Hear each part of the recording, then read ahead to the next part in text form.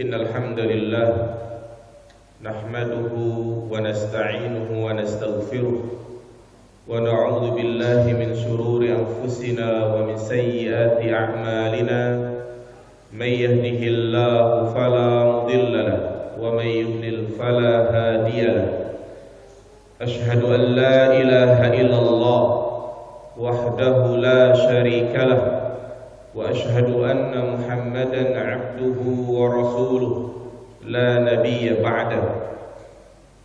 Allahumma salli ala Muhammad wa ala ali Muhammad.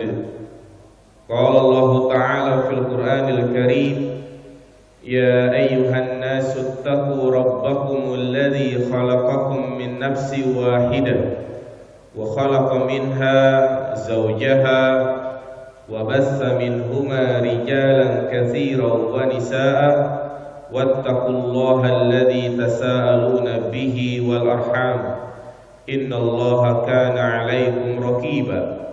وقال النبي صلى الله عليه وسلم فإن أصدق الحديث كتاب الله وخير الهدي هدي محمد صلى الله عليه وسلم وشر الأمور محدثاتها فإن كل محدثة بدعة فإن كل بدعة ضلالة وكل ضلالة في النار.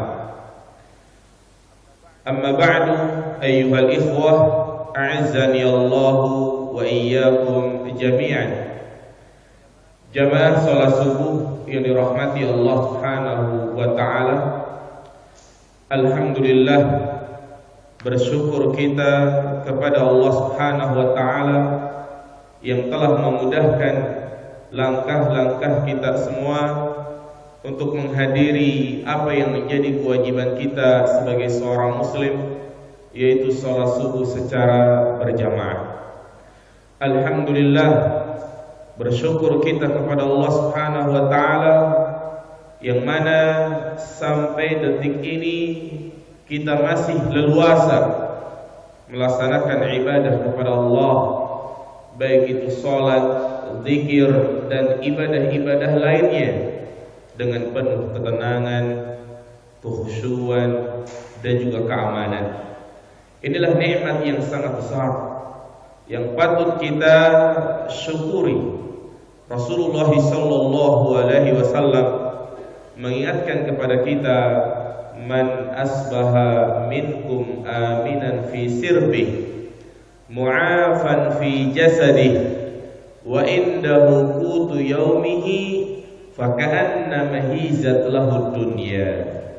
Barang siapa di antara kalian di pagi hari dalam keadaan aman dalam beraktivitas, aman di rumahnya, aman ketika dia beribadah, dan juga diberikan kesehatan pada badannya, dipenuhi kebutuhan sehari-harinya, faka'anna mahizat lahu dunya, seakan-akan terkumpul baginya dunia. Dan nikmat-nikmat tersebut yang Rasulullah sampaikan, ternyata kita telah mendapatkannya. Nikmat dalam keadaan aman, inilah nikmat yang sangat besar. Berbeda dengan saudara-saudara kita yang ada di negara lain, mereka beribadah dengan penuh kekhawatiran, dengan penuh ketakutan. Mereka yang sedang berada di Palestina, di Suriah, dan juga di negara-negara lainnya, mereka beribadah di dalam ketakutan. Adapun kita, alhamdulillah, dalam keadaan aman dan juga sehat walafiat.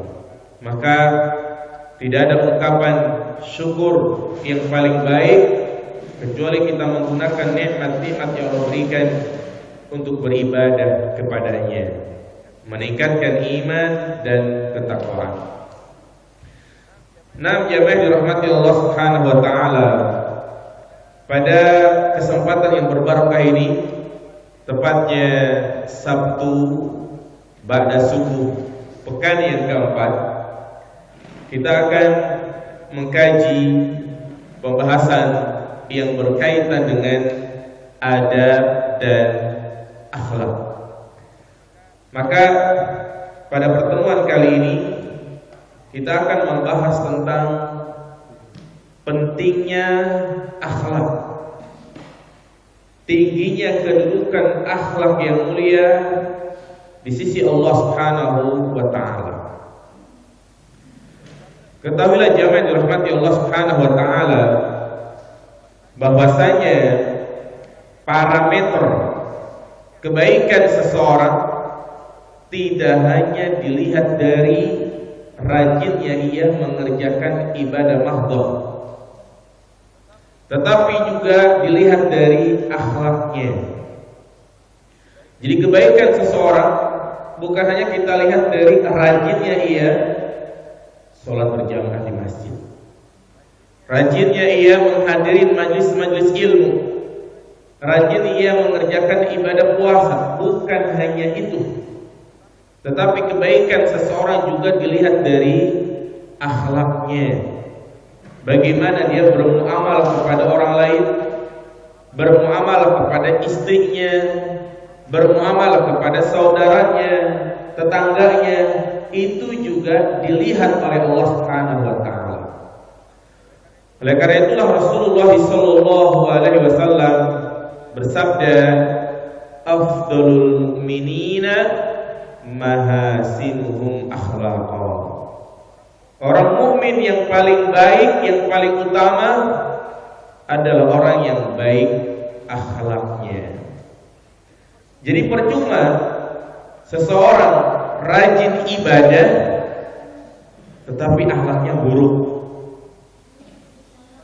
Percuma dia sudah melaksanakan ibadah haji, percuma dia melaksanakan ibadah kurban, percuma dia rajin ke masjid, kalau ternyata lisannya ketika berucap selalu membuat hati orang lain merasa sakit. Percuma dia rajin ibadah kalau ternyata tetangganya itu tidak merasa nyaman dengan kehadiran dia. Percuma kalau ternyata istrinya selalu tersakiti dengan sikapnya.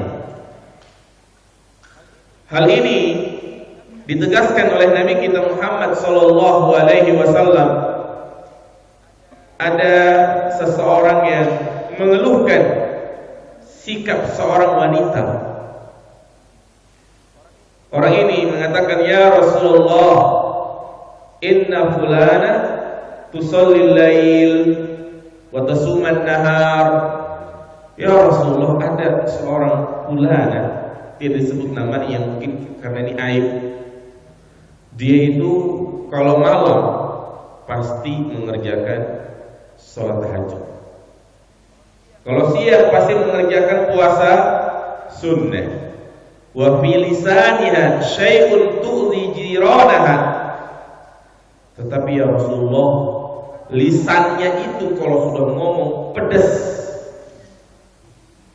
Lisannya itu kalau sudah berucap selalu menyakiti tetangganya.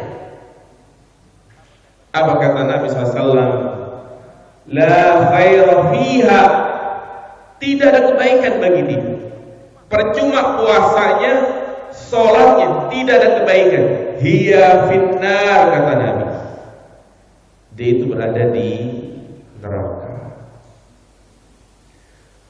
Sebaliknya jamaah yang dirahmati Allah Subhanahu wa taala, kalau seseorang memiliki akhlak yang baik, walaupun ibadahnya itu sederhana, justru inilah orang yang mulia di sisi Allah Subhanahu wa taala. Disebutkan dalam hadis yang sahih, di mana ada seseorang yang Nabi menyebutnya sampai 3 kali. Dia termasuk penghuni surga, dia termasuk penghuni surga. Kita baca hadisnya. Hadis dari sahabat Anas bin Malik. Kunna julusan ma'a Rasulillah sallallahu alaihi wasallam. Ketika kami duduk bersama Nabi sallallahu alaihi wasallam, menjadi kebiasaan Rasulullah, beliau selalu berkumpul bersama para sahabatnya, menyampaikan ilmu, bersosial. Di tengah-tengah beliau sedang isi kajian seperti ini, beliau mengatakan apa? Yatlu alaikumul an rajulun min ahlil jannah. Sebentar lagi nih akan datang seseorang yang menjadi penghuni surga.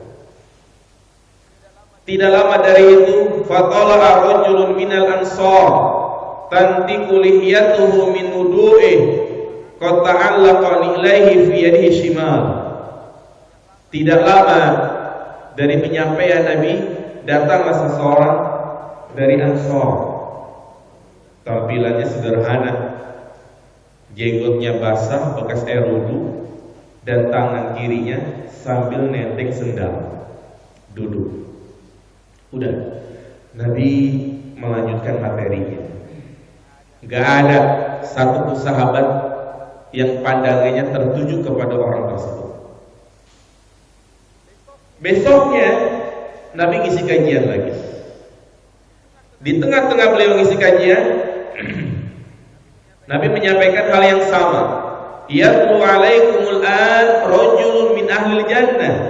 Sebentar lagi akan datang seorang laki-laki menjadi penghuni surga. Ternyata tidak selang beberapa lama datang orang yang sama seperti kemarin. Tampilannya sederhana, jenggotnya basah bekas air wudu, tangannya sambil menenteng sendal. Mulai para sahabat tertuju kepada orang ini. Udah 2 kali nih Nabi nyampaikan. Keesokan harinya sama. Nabi mengatakan sebentar lagi akan datang seorang penghuni surga. Datanglah orang yang sama. Mulai sahabat itu tertuju kepada orang tersebut. Falamma qama an-nabiy sallallahu alaihi wasallam tabi'ahu Abdullah bin Amr bin Al-As. Ketika sudah ketiga kali disampaikan seperti itu, majelis bubar, seorang sahabat yang bernama Abdullah bin Amr bin Al-As ngintilin orang tadi. Penasaran, apa sih rahasianya? Maka Abdullah bin Amr bin Al-As meminta izin untuk bertamu. Seraya mengatakan kepada orang tadi, boleh kamu bertamu di rumahmu? Ya, mungkin beberapa hari, karena aku ada masalah dengan keluarga. Yaudah, dipersilahkan bertamu. Abdullah bin Amr bin Al-As tujuan bertamu hanya satu, pengen tahu rahasianya apa sih? Kok sampai Nabi SAW mengatakan berapa kali jemaah masuk surga? 3 kali. Ini kan suatu hal yang subhanallah, jarang Nabi mentayin. Mentayin itu artinya langsung memponis ente di surga, ente di surga. Ini jarang. Menginaplah sahabat Abdullah bin Amr bin Al-As. Ya, diperhatikan aktivitasnya setiap hari. Di malam hari ditunggu di sholat tahajud ya. Ternyata di malam pertama dia lihat orang ini enggak bangun kecuali ketika adzan subuh. Dia enggak sholat tahajud, enggak sholat malam. Ya, di malam pertama dia berbaik sangka, mungkin dia kecapean kali, mungkin dia ada hajat sehingga enggak sholat tahajud. Di malam yang kedua diperhatikan lagi, apa sih amalannya nih? Ternyata sama, baru bangun pas azan subuh. Tapi dia perlu dicontoh ya. Kita yang belum jadi jaminan masuk dalam surga perlu yang namanya sholat malam. Di malam yang ketiga sama, enggak ada hal yang istimewa, tidak ada rahasia khusus. Karena sudah 3 hari, kan maksimalnya bertamu 3 hari. Dia pun jujur, ya, dia mengatakan sesungguhnya aku bertamu di sini tidak ada masalah besar dengan keluarga. Hanya aku ingin tahu apa sih rahasiamu sampai Nabi menyatakan engkau di surga. Sampai 3 kali. Perhatikan jawaban orang ini, dia mengatakan qala ghairu anni la ajidu fi nafsi li ahadin minal muslimin gishan. wala ahsudu ahadan ala khairin a'tahu iya. Oh, itu yang kau mau tahu? Dia mengatakan ghairu anni la ajidu fi nafsi, sesungguhnya aku itu tidak pernah dengki sama orang. Aku itu gak pernah iri sama orang, tidak pernah hasad ketika ada temanku, saudaraku mendapatkan iman. Subhanallah, ini akhlak yang sangat terpuji, di mana orang ini menyatakan, ya, aku itu gak pernah hasad sama orang, wala ahsud ahadan. Berarti rahasianya kenapa orang ini menjadi penghuni surga walaupun amalannya ini sederhana, berbeda dengan perempuan yang tadi saya sebutkan. Dia rajin sholat malam, dia rajin puasa sunnah, tapi Nabi mengatakan la khaira fiha, tidak ada kebaikan bagi dia. Hiya finnar. Kenapa? Akhlaknya buruk. Laki-laki ini walaupun amalan sederhana, siang gak puasa sunnah, malam gak sholat tahajud, hanya mengerjakan ibadah-ibadah yang wajib, tapi Nabi menjamin baginya masuk dalam surga. Kenapa? Karena hatinya aman, hatinya bersih, akhlaknya mulia. Iya, makanya orang yang hasad, yang pernah saya sampaikan, orang kalau hatinya sudah diselimuti hasad, maka akan muncul kemaksiatan yang lain. Betapa banyak orang yang hasad menimbulkan pembunuhan. Lihat anaknya Nabi Adam, Habil. Kabil membunuh Habil karena gara-gara apa? Hasad. Gak senang ketika saudaranya kurbannya itu diterima, sedangkan kurban dia gak diterima. Kenapa Nabi Yusuf dimasukkan ke dalam sumur, jemaah? Karena saudara-saudara Nabi Yusuf hasad kepada dia. Ya, ini menunjukkan kepada kita tentang pentingnya akhlak dalam kehidupan. Jangan sampai kehadiran kita di suatu perumahan, di suatu kampung, di suatu tempat membuat orang lain itu tidak nyaman. Karena ini yang membuat orang itu sengsara. Apa kata Nabi SAW? Arba'atun minas sa'adah. Ada 4 perkara yang membuat orang itu bahagia. Insya Allah kalau dia mendapatkan 4 poin ini, hidupnya bahagia. Tapi kalau dia tidak mendapatkan 4 poin ini, sengsara dia. Yang pertama, al-mar'atus sholihah, istri yang solehah. Istri yang solehah, walaupun tidak cantik tapi akhlaknya baik, ini nikmat, bahagia. Yang kedua, al-jarus sholih, tetangga yang soleh. Tetangga yang soleh. Kemudian yang ketiga yaitu al-markabul hani. Ya, al-markabul hani, tunggangan, kendaraan yang nyaman. Dan yang keempat yaitu al-maskanul wasi', rumah yang luas. Nah, Nabi menyebutkan di sini adalah al-jarus sholih. Sumber kebahagiaan yang membuat kita bahagia adalah tetangga yang baik. Dan kebalikannya, tetangga yang buruk, al-jarus su', itu membuat orang itu tidak nyaman. Yang selalu usil, yang kalau memberikan komentar-komentarnya pedes. Ya, hati-hati jamaah dirahmati Allah Subhanahu wa taala. Jangan kita seperti ini. Nah,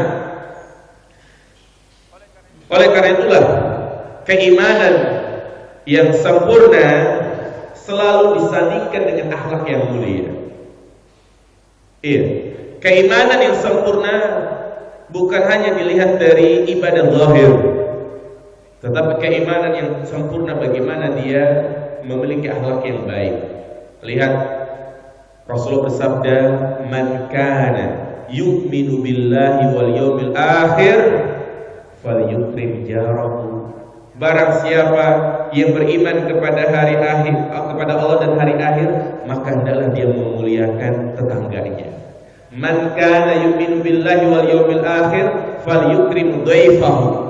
Barang siapa yang beriman kepada Allah dan hari akhir, maka hendaklah dia memuliakan tamunya. Man kana yu'minu billahi wal yawmil akhir falyaqul khairan aw liyasmut. Barang siapa yang beriman kepada Allah dan hari akhir, maka hendaklah dia berbicara baik atau diam. Perhatikan, Nabi selalu mengatakan man kana yu'minu billahi wal yawmil akhir. Barang siapa yang beriman kepada Allah dan hari akhir, menunjukkan kepada kita bahwasanya keimanan yang benar, orang itu dikatakan betul-betul beriman ketika dia memuliakan tetangganya, ketika dia memuliakan tamunya, ketika dia menjaga lisannya. Jadi iman selalu disandingkan dengan akhlak yang baik. Bahkan Nabi secara tegas mengatakan apa? Wallahi la yu'min, wallahi la yu'min, wallahi la yu'min, sampai 3 kali. Demi Allah tidak beriman, demi Allah tidak beriman. Alladzi la ya'manu jaruhu bawa'iqahu. Itu seorang yang tetangganya tidak merasa aman dari kehadiran dia. Iya. Nabi juga mengatakan laisal mu'minu bit-ta'ani walal la'ani walal fahishil badhi. Bukan termasuk seorang mukmin yang selalu mencela, yang selalu melaknat, yang selalu berkata kotor, memberikan komentar-komentar yang pedas dan kalimat-kalimat buruk lainnya. Ini pentingnya masalah apa jemaah?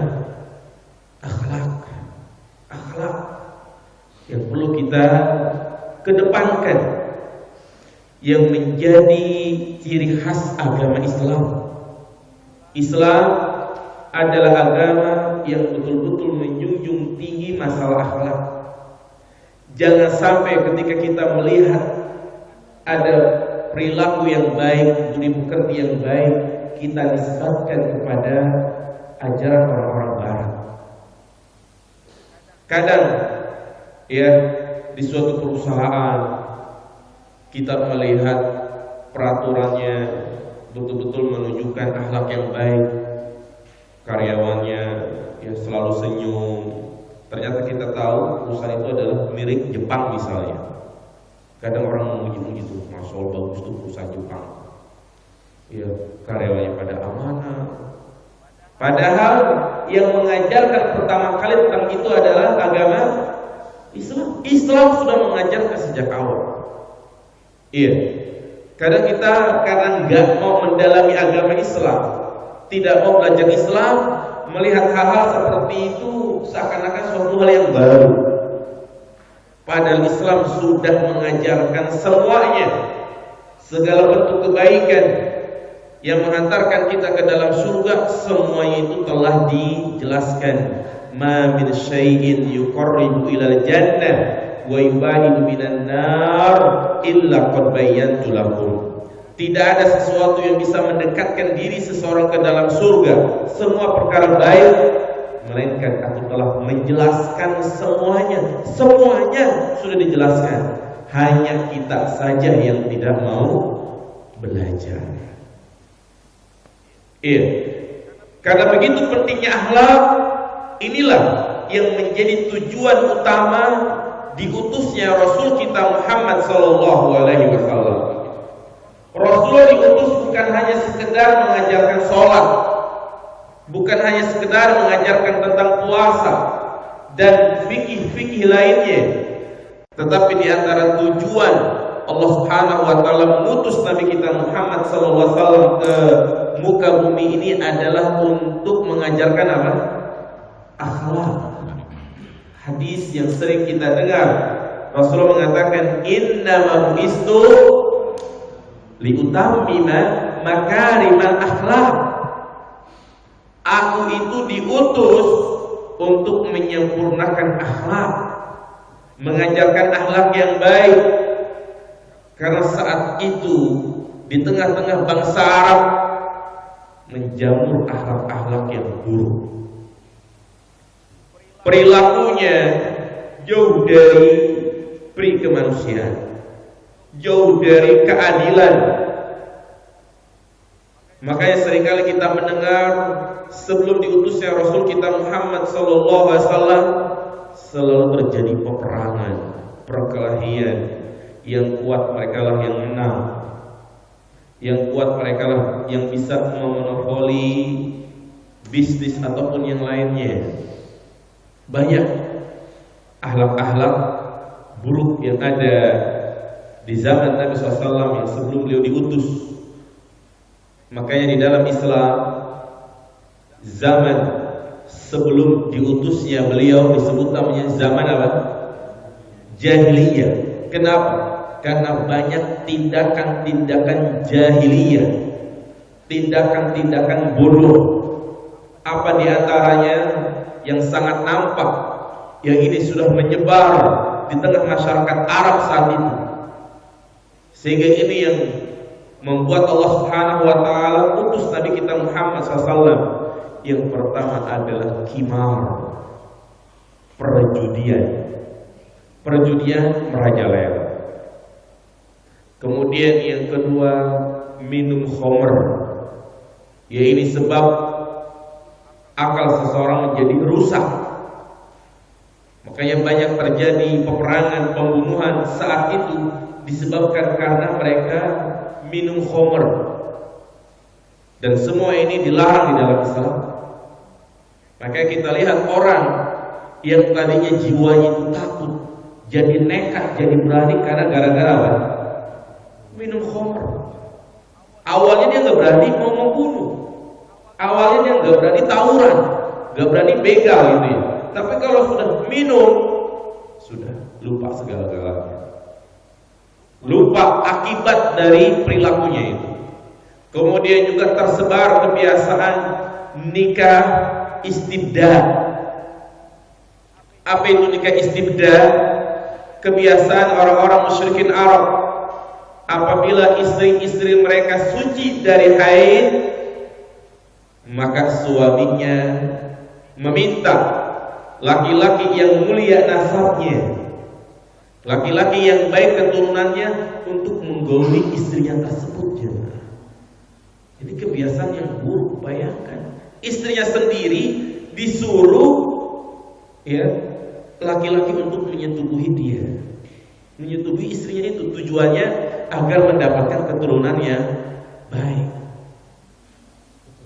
Ya, baik. Bayangin ya, kalau ini terjadi di zaman kita seperti itu. Tapi Islam sudah menghapusnya. Kemudian juga kebiasaan buruk, wadul banat, mengubur bayi wanita hidup-hidup. Wa idzal mau'udatu su'ilat, kata Allah Subhanahu wa taala. Itu apabila bayi-bayi perempuan mereka dikubur karena mereka anggap perempuan itu tidak memiliki peran, enggak bisa ikut berperang, yang ada hanya ngerepotin, kata mereka. Makanya apabila ada yang lahir ternyata anaknya itu adalah perempuan, wa idza busyira ahaduhum bil unsa walla wajhuhu muswadda. Apabila dikabarkan tentang kelahiran bayi wanita, maka wajahnya itu marah. Makanya ada kisah yang masyhur. Namun kisah ini banyak diperselisihkan para ulama. Di antara dosa yang dilakukan oleh Umar itu dia pernah membunuh anaknya hidup-hidup. Nah ini, tapi alhamdulillah datangnya Islam, semua kebiasaan-kebiasaan itu dihapus. Allah Subhanahu wa taala mengangkat derajat wanita. Di antara bukti Islam mengangkat derajat wanita, mereka tetap mendapatkan hak waris. Mereka apabila menjadi seorang istri harus dipenuhi hak-haknya. Mereka disuruh untuk berhijab, berjilbab. Tujuannya adalah untuk menjaga kehormatan mereka. Subhanallah. Wadul banat. Juga di antara akhlak yang buruk yang menyebar saat itu adalah tabarruj. Nah ini termasuk kebiasaan jahiliyah, yaitu di mana para wanita, para istri mereka bersolek, berhias, tetapi bukan untuk suaminya, tapi untuk siapa? Untuk laki-laki lain. Ya, untuk laki-laki ajnabi. Tabarus dia bersolek, pakai ini, pakai makeup segala macam, terlihat cantik. menor, pakai perhiasan, kalung, gelang, tapi bukan untuk suaminya, tapi untuk orang lain. Ini disebut namanya tabarruj. Fanatisme kesukuan ini terjadi sehingga terjadi peperangan antar suku, antar kabilah. Inilah jamaah yang dirahmati Allah Subhanahu wa taala, akhlak-akhlak yang buruk, kebiasaan-kebiasaan yang buruk yang ada di zaman jahiliyah, dan semua itu sudah dihapus. Secara tegas beliau menyebutkan ketika peristiwa Hajjatul Wada, beliau mengatakan sesungguhnya perangai-perangai jahiliyah tahta qadamayya maudu. Semua yang tadi saya sebutkan itu, perangai-perangai jahiliyah semuanya sudah terhapus, tidak boleh dilakukan. Tapi ternyata banyak orang-orang kita yang masih melakukan ini, padahal sudah jelas-jelas dihapus oleh Rasulullah SAW. Iya, ini jadi begitu pentingnya akhlak. Allah Subhanahu wa taala mengutus Nabi kita Muhammad SAW adalah untuk ini, memperbaiki akhlak. Sehingga Rasulullah SAW baik sebelum beliau diutus atau setelah beliau diutus, beliau terkenal seorang yang subhanallah memiliki akhlak yang mulia. Lihat bagaimana potret akhlak Rasulullah sebelum beliau diutus menjadi seorang rasul. Yang pertama adalah ketika beliau berusia 35 tahun. Ketika beliau berusia 35 tahun, beliau sudah diutus atau belum jemaah? Belum. Beliau diutus menjadi seorang rasul di usia 40 tahun. Nah ketika beliau berusia 35 tahun, terjadi banjir besar yang meruntuhkan dinding Ka'bah saat itu. Ya. Sehingga orang-orang Quraisy berencana untuk merenovasi Ka'bah. Dan tentunya di antara syarat yang disepakati saat itu, untuk merenovasi Ka'bah harus betul-betul dari harta yang halal. Makanya harta hasil judi segala macam tidak digunakan untuk renovasi Ka'bah. Setelah Ka'bah itu terbangun, tentu ada satu bagian yang ini menjadi tempat yang sakral, yaitu tempat Hajar Aswad. Nah Hajar Aswad ini belum diletakkan di Ka'bah. Maka orang-orang kafir Quraisy pun berselisih tentang siapa yang berhak untuk meletakkan Hajar Aswad itu. Ya. Akhirnya sampai berkelahi, rebutan. Bahkan disebutkan sampai hampir terjadi pertumpahan darah. Maka tampillah Rasulullah saat itu yang beliau belum diangkat menjadi seorang rasul, punya ide yang sangat cemerlang. Beliau mengatakan, ambillah sarung kain, yang mana itu kan sarung itu kan ada 4 sisi, beberapa sisi, ya. Kita bawa bareng-bareng. Jadi Hajar Aswadnya ditaruh di sarung, ya. Kemudian dibawa bareng-bareng. Dan yang meletakkan Hajar Aswad itu adalah Rasulullah SAW. Saat itulah orang-orang berteriak, Muhammad Al-Amin, Muhammad Al-Amin. Muhammad adalah orang yang jujur. Muhammad adalah orang yang terpercaya. Ya, lihat di sini Rasulullah SAW, beliau sebelum diutus menjadi seorang rasul sudah dikenal sebagai orang yang Al-Amin. Bahkan juga ketika beliau naik ke Bukit Sofa, ingin mengabarkan suatu informasi yang sangat besar tentang akan terjadinya hari kiamat. Beliau naik ke Bukit Sofa, memanggil orang-orang kafir Quraisy, dan beliau mengatakan, Ara'aitum law akhbartukum annal aduwa musbihukum akuntum musaddaqiyya. Wahai orang-orang Quraisy, seandainya aku kabarkan kepada kalian bahwasanya musuh ada di balik bukit itu, apakah kalian percaya dengan ucapanku? Maka serentak orang-orang Quraisy mengatakan, ma jarabna 'alaika illa sidqa. Kami tidak menyaksikanmu kecuali engkau selalu dalam keadaan jujur. Iya. Maka barulah disampaikan tentang peristiwa hari kiamat. Tapi itulah Abu Jahal ngompor-ngompori menyampaikan kalau disampaikan oleh Nabi itu adalah bohong. Iya, tapi kebanyakan juga percaya karena memang apa yang dikabarkan oleh Nabi pasti benar. Demikian pula apa yang membuat Khadijah terpikat dengan Rasulullah SAW. Iya, biasanya yang ngajakin nikah laki-laki atau perempuan? Laki-laki biasanya kan yang menggoda duluan seperti itu. Tapi pernikahan Rasul dengan Khadijah, ya, yang duluan adalah Khadijah, yang terpikat duluan adalah Khadijah. Padahal kedudukannya saat itu sangat jauh jemaah.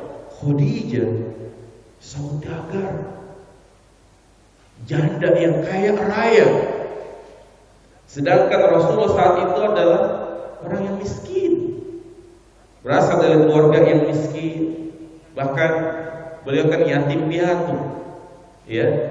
Makanya Rasulullah ini saat itu menjadi karyawannya siapa? Khadijah. Rasulullah yang membawa dagangan Khadijah.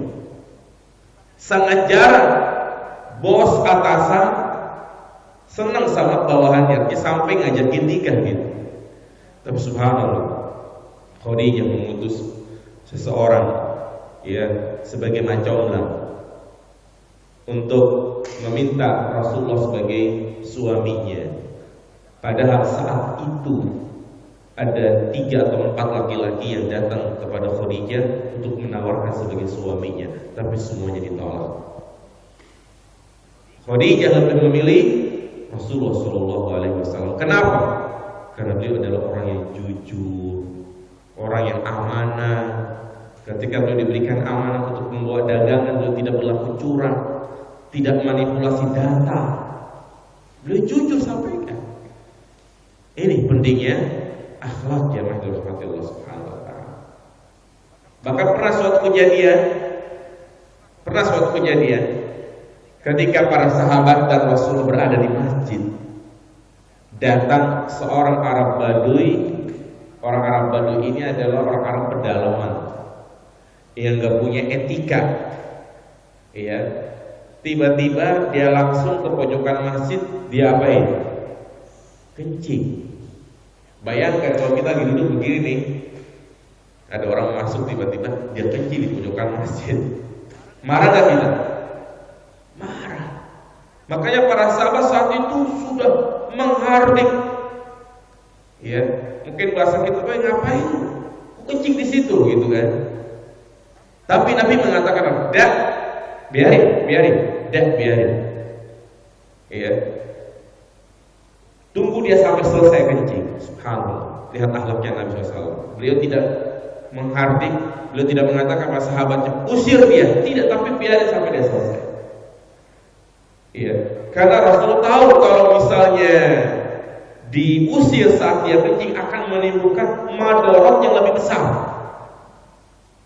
Bayangin, lagi kencing enak-enak begitu kan, ditahan, dikagetin, sehingga dia menahan kencing yang sakit. Atau mungkin ketika dia tegur, dia kabur, sehingga air kencingnya gimana? Ya, ewer-eweran begitu kan. Kemana-mana. Makanya biar di satu tempat, kata Nabi, biarin. Setelah dia selesai kencing, baru Nabi meminta para sahabat ambilin 1 ember air, kemudian disiramlah ke arah kencing tersebut. Karena saat itu masjidnya itu bukan kayak begini jemaah, pasir. Iya, kalau keramik disiram makin banyak kencingnya ya kan. Nah, karena pasir disiram sebanyak-banyaknya agar hilang bekas kencingnya itu. Selesai kencing gitu ya. Apa kata orang ini, orang Arab Badui ini, karena melihat perilaku Rasulullah yang sangat baik, lembut, dia mengatakan apa? Allahumma arhamni wa Muhammadan la tarham ghairana. Ya Allah, berikanlah rahmat kepada saya dan Muhammad saja, yang lain jangan kau rahmati. Kenapa? Karena dia kesal sama yang lain tadi ya kan. Berikanlah rahmat kepadaku dan kepada Muhammad saja. Ya, sampai orang Badui seperti ini jangan. Ya, karena melihat begitu lembutnya Rasulullah Shallallahu Alaihi Wasallam. Ketika beliau diperintahkan dakwah ke Taif, subhanallah ini. Ketika beliau diperintahkan ke Taif untuk berdakwah, beliau berharap mendapatkan sambutan hangat seperti di Madinah. Di Madinah subhanallah beliau disambut, ya, istilahnya digelar karpet merah. Pokoknya dengan nuansa yang kegembiraan Rasulullah disambut. Namun di Taif berharap seperti itu. Yang ada Nabi malah mendapatkan sambitan batu. Ditimpain Nabi. Bayangin, kita datang ke suatu kampung ditimpain sampai kakinya itu berdarah. Bahkan ya orang-orang Taif menyuruh anak-anak kecil untuk ngeledek Rasulullah. Jadi anak-anak kecil di ada orang gila. Jadi diledek seperti itu. Akhirnya Rasulullah pun pulang lagi karena dakwahnya tidak diterima. Bayangin kalau kita kondisinya seperti itu, gimana kita dengan orang-orang kampung tersebut? Tuh, langsung dijawab main. Menanam dendam, menyimpan dendam yang sumat selain. Pasti kita berdoa, ya Allah binasakan itu kampung ya. Ya Allah berikanlah hujan batu. Datang malaikat Jibril datang menghibur Rasulullah. Ya Muhammad, kalau memang kau mau, aku binasakan. Mau dibinasakan kamu itu. Seperti nabi-nabi terdahulu ya kan. Nabi-nabi terdahulu dengan doanya itu Allah ijabah. Lihat kisah Nabi Saleh, Nabi Musa, Nabi Nuh. Ya. Makanya setiap nabi itu memiliki doa yang sangat mustajabah. Rasulullah simpen doanya itu. Sudah ada tawaran seperti itu. Ya Muhammad, kalau kau mau, aku balik tuh seperti kaumnya Nabi Lut. Subhanallah. Apa yang jawab Rasulullah SAW? Wahai Jibril, jangan lakukan itu. Karena aku berharap anak keturunannya lah yang akan beriman.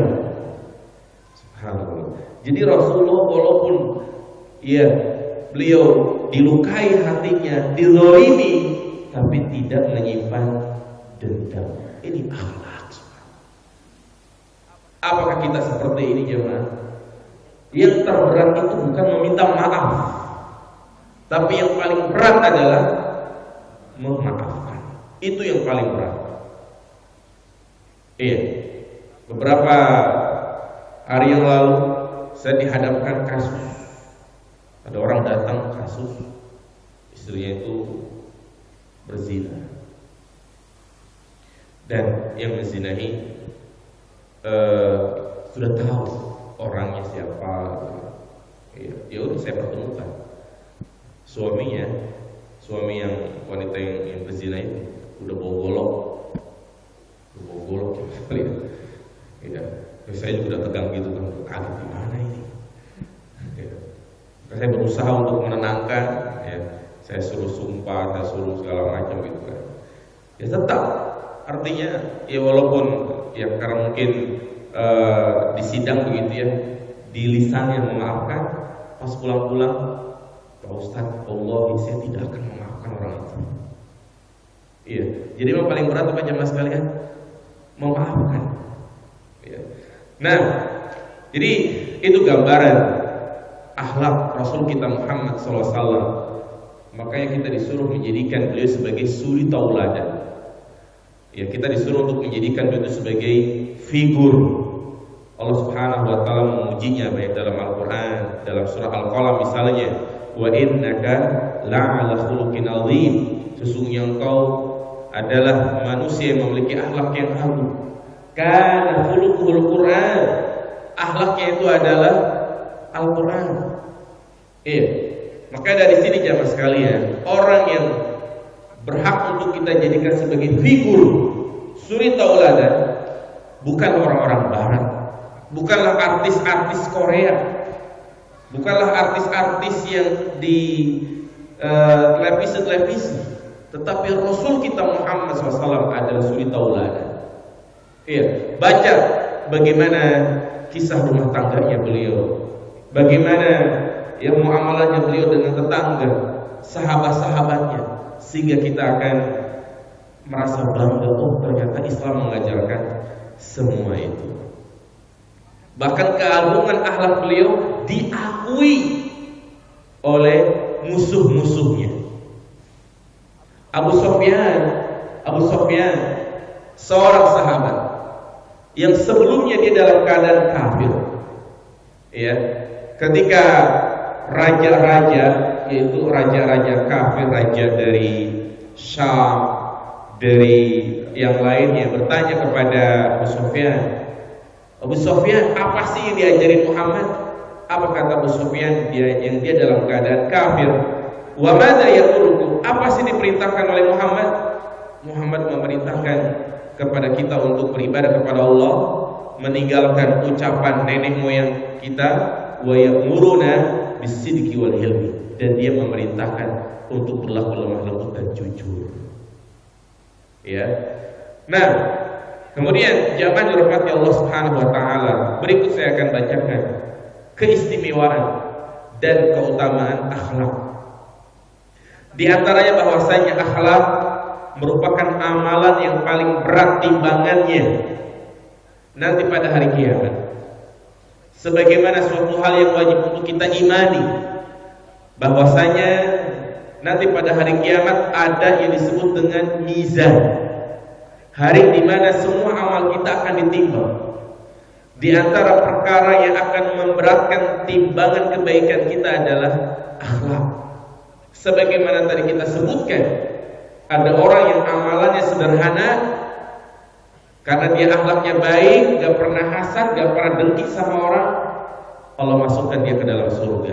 Makanya Nabi mengatakan, laisa syai'un asqalu fil mizan indallah min husnil khuluq. Tidak ada sesuatu yang paling memberatkan timbangan kebaikan di sisi Allah kecuali akhlak yang baik.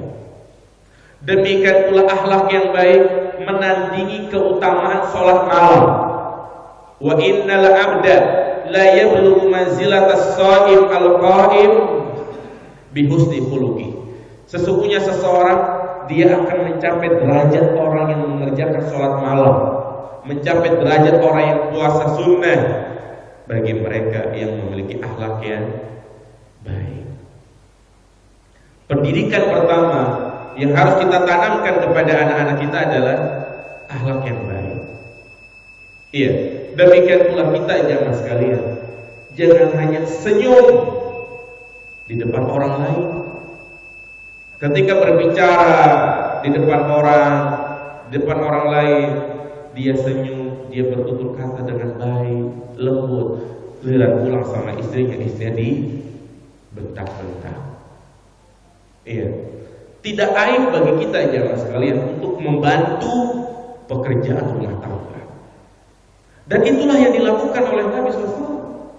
Kadang laki-laki, seorang suami merasa raja. Iya. Cucian kotor, piring kotor, semua dilimpahkan kepada siapa? Istrinya. Lihat bagaimana Rasulullah SAW ketika Aisyah ditanya, wahai Aisyah, apa sih ayu syai'in kana Rasulullah yasna'u idza kana indak? Wahai Aisyah, apa sih yang dilakukan oleh Rasulullah ketika beliau bersamamu, ketika di rumah gitu ya, enggak kemana-mana, mungkin lagi libur, enggak safar. Apa kata Aisyah? Lihat ini.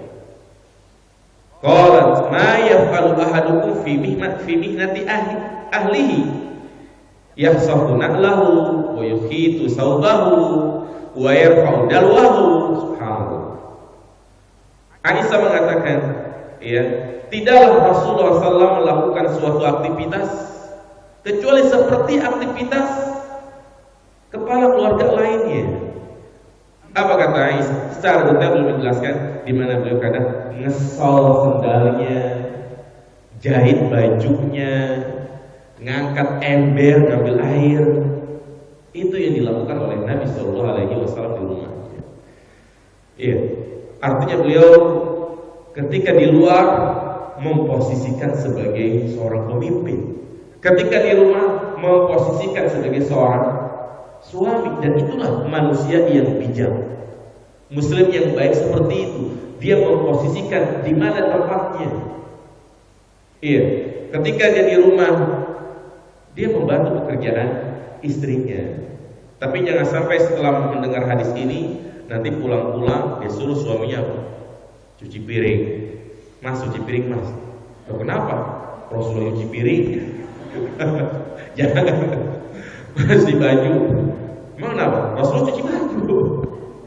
Ya, artinya tugas utama adalah tugas istri. Tetapi kalau misalnya istri enggak mampu, kalau kita pikir-pikir jamaah sekalian, ya, sebenarnya tugas istri itu lebih berat. Bayangin pagi kadang dia harus menyiapkan sarapan, mandiin anak, dia harus nyuci, dia harus setrika, dia harus masak, mempersiapkan sebelum kita pulang. Kita di kantor kadang cuma WA-an, ya, duduk depan komputer, iya. Artinya, iya, sebagai seorang suami itu harus betul-betul mengerti. Dan Rasulullah tampil bersih rapi bukan hanya ketika di luar rumah, tetapi ketika beliau di rumah. Apa kata Aisyah radhiyallahu anha? An-Nabiy sallallahu kana idza dakhala baitahu bada bisiwak. Rasulullah kalau masuk rumah, beliau pasti bersiwak dulu, gosok gigi dulu. Subhanallah. Iya, jadi beliau ketemu istrinya itu bukan dalam keadaan kusam, bau keringat, bau asam, tidak, tapi beliau membersihkan dirinya. Kadang kita di luar selalu ganteng, rapi, nyisir, pakai minyak rambut, sampai di rumah kucel. Ya, istri tinggal dapat apa? Bau keringatnya saja. Nah, inilah akhlak yang baik jemaah dirahmati Allah Subhanahu wa taala. Maka tidak ada jaminan baginya kecuali surga. Tahan emosi, tahan amarah. Ya, hendak kita belajar untuk bersabar, ya, dalam menghadapi segala sesuatu. Maka intinya, ya, kajian kita di pekan yang keempat ini kita akan menjelaskan tentang akhlak-akhlak yang baik dari sebuah kitab, yaitu kitab Bulughul Maram. Ya, di bab yang paling terakhir beliau menyebutkan ada Kitabul Jami', kitab tentang akhlak dan adab. Ya, bagaimana Islam mengajarkan kepada kita tentang akhlak. Jadi ini bagian materi yang sangat penting, bukan hanya sekedar masalah sholat, puasa, zakat, kurban, tetapi juga di antara materi yang sangat penting adalah akhlak.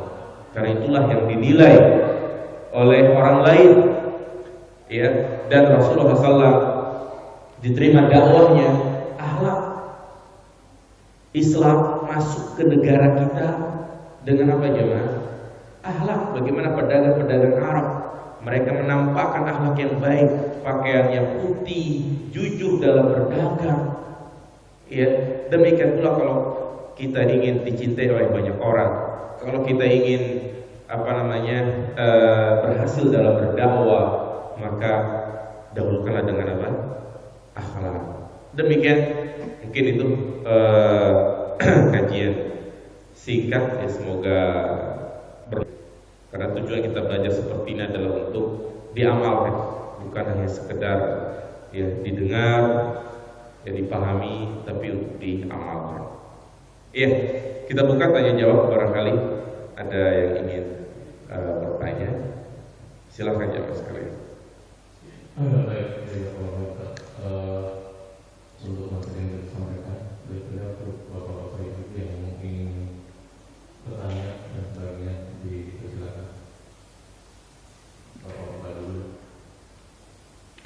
Silakan yang mau bertanya.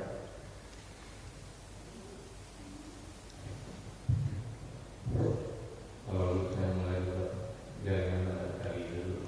Iya.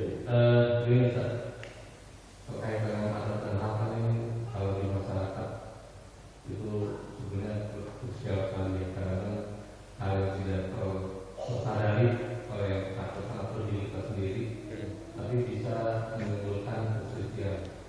Ya, kalau kata tadi saya bilang ucapan kita atau ucapan orang itu bisa menyakiti hati orang lain tersebut. Mungkin untuk pribadi, misalnya saya gitu ya, harus introspeksi terus di mana kita berusaha perbaikan dan sebagainya. Karena hari ini belajar, mungkin kita akan ke arah sana.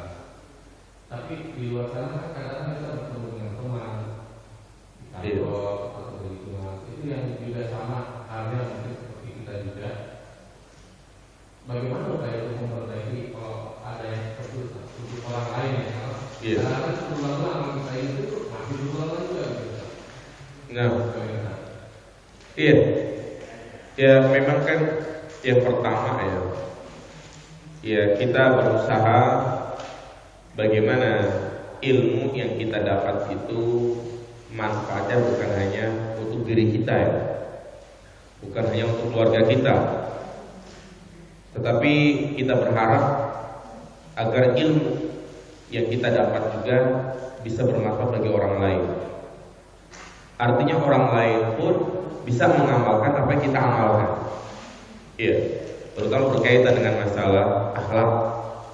Kadang kita sudah jujur, iya, berusaha untuk jujur, amanah dalam berbisnis, tapi ternyata di luar sana kita malah ditipu. Kita harus sampaikan tapi ya seperti itu. Nah, maka jamaah dirahmati Allah Subhanahu wa taala, ketika kita sudah mengetahui suatu materi ya, anggaplah tentang akhlak seperti ini, maka di sana ada kewajiban yang lain adalah kita mendakwahkan. Itu poin yang sangat penting ya, yaitu apabila kita mendapati ada teman, ada kerabat yang akhlaknya itu buruk, ucapannya misalnya menyakitkan, atau mungkin dia menipu kita dan kita tahu, maka disitulah kesempatan untuk berdakwah, kesempatan untuk mengingatkan dan menasehati. Makanya tugas ini itu menyampaikan al-haq, menyampaikan nasihat, ini bagian dari ibadah, ini bagian dari amal kebaikan. Sehingga jangan sampai ilmu itu hanya kita saja yang mengamalkan, tapi juga kita sampaikan. Kita dapati teman misalnya suka berbohong atau dikit-dikit ngomongin keburukan orang, ya dikit-dikit ya mencela orang lain, maka kita ingatkan, Pak, itu nggak boleh. Ya. Nah, adapun urusan dia mau dengerin ucapan kita atau tidak, itu sudah di luar tanggung jawab kita. Ini prinsip penting kita dalam berdakwah, prinsip dalam memberikan nasihat, prinsip dalam mengingatkan. Tugas kita hanyalah menyampaikan, mengingatkan. Ketika orang itu tetap tidak mendengarkan omongan kita, sudah selesai. Kita jangan sedih, jangan bersedih. Yang penting kita sudah menyampaikan, sudah lepas dari tanggung jawab.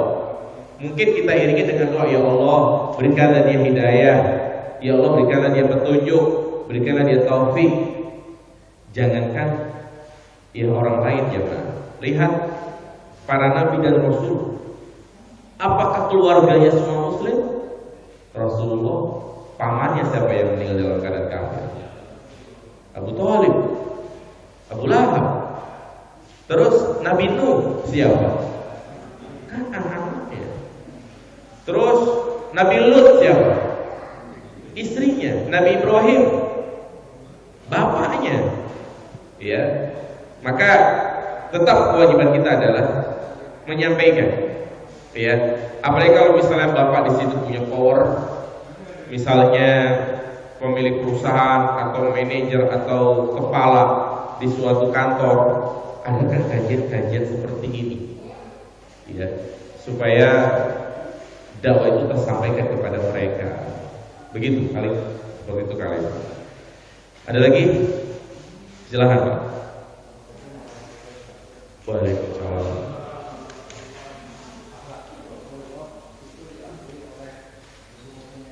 Iya, nah. Berperang.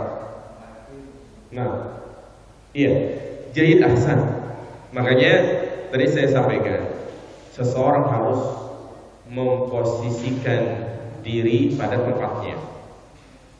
Nah, Rasulullah SAW dikenal di kalangan musuhnya adalah orang yang baik, seperti pengakuan Abu Sufyan.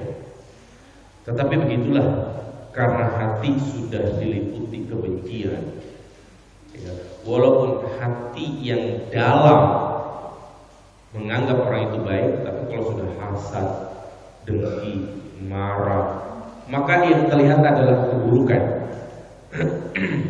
Nah, bagaimana Rasulullah SAW?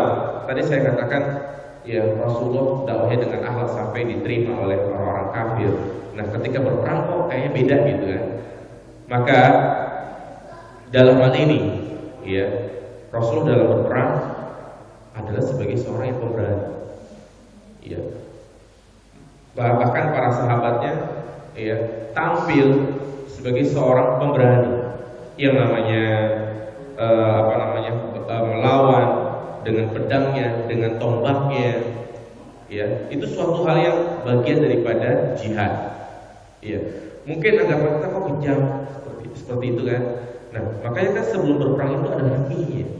Rasulullah SAW tidak mungkin langsung memerangi suatu kaum sebelum melakukan beberapa perkara. Yang pertama, beliau berdakwah dulu, beliau ajak. Ya. Kemudian yang kedua, ya, kalau memang tidak mengikuti dakwah Islam harus bayar apa? Upeti. Kalau tidak mau juga baru diperangi. Dan itu pun beliau menyampaikan kepada sahabat-sahabatnya, jangan bunuh perempuan, jangan dikulitin, jangan disiksa, jangan dimutilasi. Artinya kalau sudah tertebas pedang, ya sudah selesai. Begitu. Ya, dan itu yang dibunuh adalah kafir harbi. Makanya banyak orang yang salah paham. Ya, katanya Islam dikit-dikit ngangkat pedang, dikit-dikit kejam, dikit-dikit mengkafirkan orang kafir, memusuhi orang kafir. Iya, kafir itu ada beberapa macam. Ada kafir zimmi, ada kafir harbi, ada kafir mu'ahad. Orang kafir yang diperangi oleh Nabi, yang dibunuh oleh Nabi adalah kafir apa? Harbi. Itu orang kafir yang berada di medan perang. Adapun orang-orang kafir yang memiliki perjanjian, orang Yahudi yang tinggal di Madinah aman. Ya, karena mereka memiliki perjanjian. Demikian pula orang kafir yang ada di lingkungan kita, mereka adalah kafir zimmi, kafir mu'ahad yang terlindungi. Ya, intinya beliau memposisikan di mana tempatnya. Begitu. Ada kalanya beliau lembut, ada kalanya beliau keras. Makanya Rasul mengatakan apa? Fabima, Allah menyebutkan dalam surah Al-Imran, fabima rahmatin minallah lintalahum wa kunta fadlan ghalidul qalbi dan fadlu min hawlik. Ini berkaitan dengan bagaimana beliau bersama para sahabat. Tetapi kalau orang-orang kafir, beliau keras. Seperti itu. Iya. Jadi inilah disebut namanya adil, memposisikan sikap sesuai pada tempatnya. Allahu a'lam. Cukup? Silakan. Waalaikumsalam.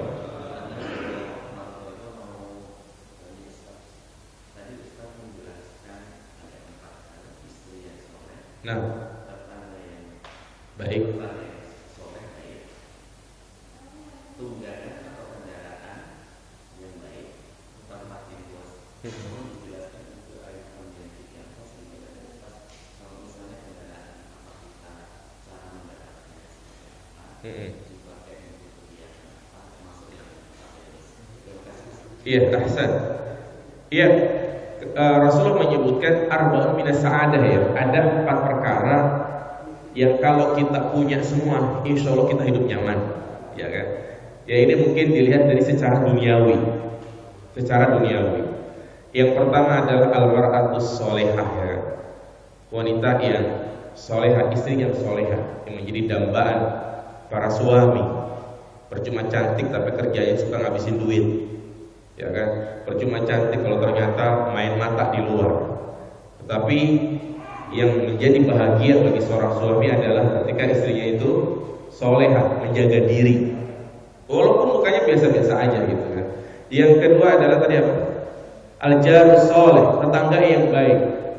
Orang kalau tetangganya baik, suka support, ya kan, insya Allah baik. Tapi kalau ternyata itu misalnya punya tetangga, anggaplah bisa melihara anjing, atau mungkin dia punya bisnis yang mengganggu, dia punya bisnis misalnya melihara ayam, misalnya kita udah ingetin, kemudian dia tetap kekeh, dia bilang tanah gua, ya kan, pekarangan gua, gimana kita ngadepi orang kayak begitu?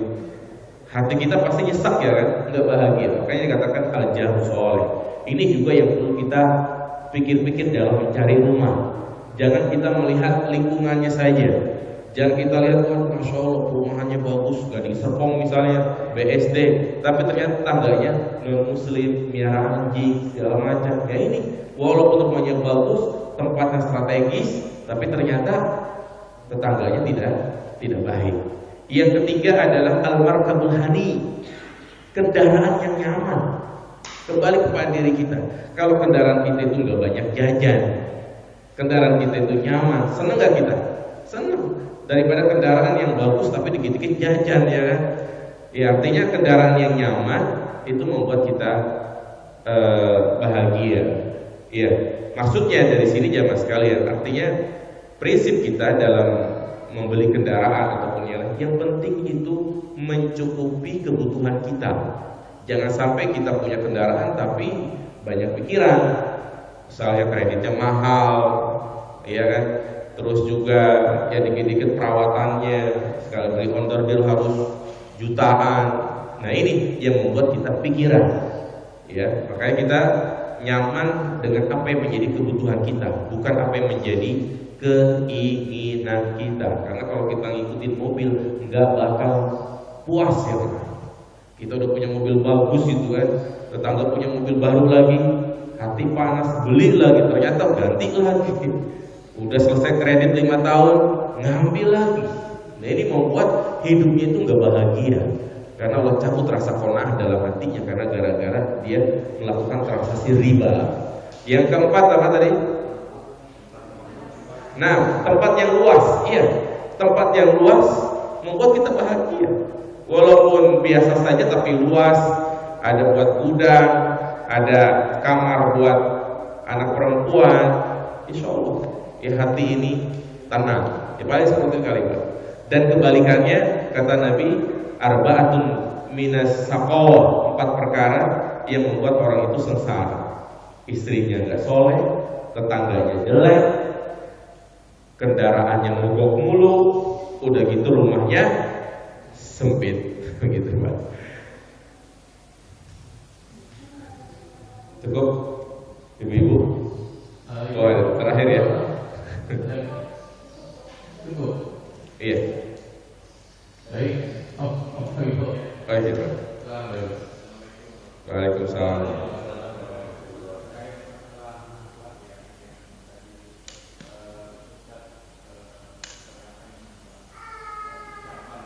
Ucapan, iya.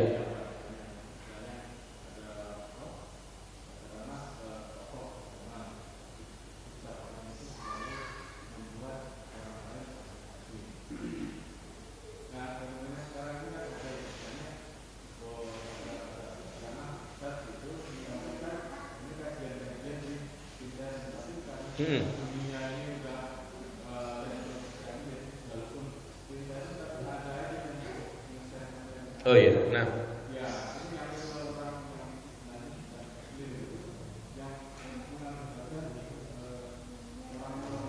Terprovokasi. Oh iya betul. Nah, apa yang disampaikan oleh Nabi Shallallahu Alaihi Wasallam, bahwasanya di akhir zaman akan bermunculan apa yang disebut dengan ruwaibidoh. Ruwaibidoh ini adalah seorang yang secara penampilan dikatakan tokoh, ustaz, tetapi statementnya, statusnya, apa yang dia share justru berbau provokasi. Makanya di sini jamaah yang dirahmati Allah Subhanahu wa taala, bagi kita sebagai penggiat dakwah,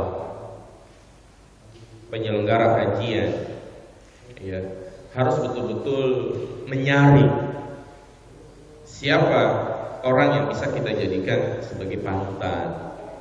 Ya, walaupun dia adalah seorang ustadz, seorang tokoh, tapi kalau ternyata lisannya, apa yang dia share adalah provokasi, misalnya menjelek-jelekan kebijakan pemerintah, ya, apabila kita membaca status tersebut, membuat hati ini kayaknya gimana, benci sama pemerintah. Seperti misalnya meng-share COVID-19 adalah konspirasi, ya kan? Hati-hati dengan konspirasi seperti itu kan, membuat orang apa? Jadi kayak nggak percaya sama apa? Sama COVID. Dan ini banyak karena gara-gara pemahaman seperti ini orang meremehkan COVID. Saya baru aja baca ada berita, teman saya ada. Jadi orang tuanya ini udah tahu gejalanya, napasnya udah sengal-sengal, dibawa ke rumah sakit gak mau karena takut di segala macam, takut di COVID kan, ini konspirasi, gak benar, sakit biasa. Pada saat itu dia butuh oksigen, butuh pernapasan. Karena dia sering baca itu tuh statement-statement kayak begitu tuh, akhirnya gak mau dibawa ke rumah sakit, akhirnya apa? Meninggal. Begitu. Iya, justru seorang tokoh, seorang dai harus meredam hal-hal seperti ini, menenangkan. Iya, makanya tidak semua tokoh bisa kita pegang ucapannya, Pak. Iya. Manusiawi, orang yang cerdas, orang yang berpendidikan, ketika dia mendapati ada statement-statement atau status tulisan-tulisannya yang itu adalah memprovokasi, membuat fitnah, ya, maka ini lebih baik kita sampaikan baik-baik, Pak, jangan ini lagi, nasihat itu lagi, gitu kan. Ya, kalau dia misalnya ngotot, ya sudah, ya kita keluarkan, atau kita yang keluar daripada hati kita tambah sakit. Itu ada di grup itu harus seperti itu, jangan apalagi grup WA, ya kan. Orang bermudah-mudah nge-share sini, padahal nggak valid. Ingat, Islam mengajarkan ada istilah cek dan recheck, tabayun. Sebelum kita kan pertama dapat berita nih, vaksin misalnya ini adalah dipasang chip, ya kan. Kemudian ada divaksin bisa koinnya bisa nempel gitu kan. Nah, kadang-kadang kita dapat berita seperti itu, dengan mudah kita langsung apa? Share, ya kan? Maka jangan langsung share dulu, kita harus cari berita valid kayak itu. Itu benar enggak? Kita tanyakan kepada ahlinya, emang seperti itu? Ya, itu yang pertama. Kalau memang ternyata benar, yang kedua, apakah kalau kita share itu manfaat atau tidak? Atau malah membuat orang itu gak mau divaksin, membuat orang lari dari vaksin. Nah, vaksin itu memang ya hak-hak kita, tapi jangan sampai kita menyulut api fitnah, begitu kan? Nah ini memang perlu adanya tokoh-tokoh dai-dai yang meredam fitnah, ya, di zaman sekarang ini, ya, jangan sampai kita terprovokasi dengan hal-hal seperti itu. Allah pasti itu, Pak. Baik, yang sekarang kita sudah dekat di setengah 7. Jadi kita tunggu beberapa jamaah sekalian, udah duduk yang alhamdulillah sudah memberikan materi untuk kita semua. Mudah-mudahan kita mendapatkan pencerahan yang luar biasa pada kesempatan pagi hari ini. Karena materi ini akan berkelanjutan seperti yang disampaikan Ustaz, ada di buku berguna, jadi kalau yang baca-baca itu silakan. Tapi ini nanti berusia itu Ustaz, ya? Iya, insyaallah. Insyaallah mudah-mudahan kita diberikan kesehatan dan panjang umur, bisa kembali di waktu yang akan datang. Mari kita tutup dengan kita dan doa kepada Allah. Alhamdulillah.